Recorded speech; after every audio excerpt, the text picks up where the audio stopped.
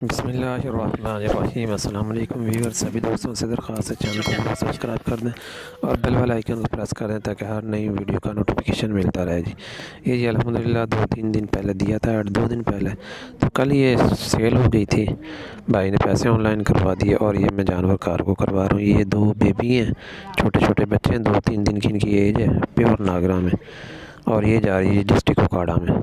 ये बच्चे सर्दी है, इस वजह से जब भी भाई जो भी भाई करवाना चाहते हैं कार्गो वो इस तरीके से करवाएं, कॉटन में नीचे अच्छे तरीके से भूसा रख के और ऊपर से गिरा लगा दें, लेकिन इसमें ये कि सांस के लिए सुराख कर दें ताकि सांस मिलता रहे, हवा से महफूज रहेंगे बच्चे तो आसानी से पहुंच जाएंगे।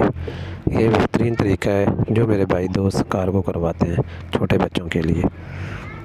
ये देखें जी, कॉटन इसमें मैं सुराख कर रहा हूँ और ये इसके अंदर बच्चे रखे हुए, साथ बकरी खड़ी हुई है और ब्लैक बकरी भी मेरे पास है, अगर किसी भाई ने लेनी हो उसकी ऐड भी मैंने दरमियान में लगाई है।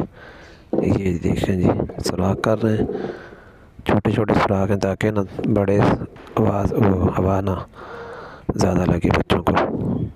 ये देखें जी,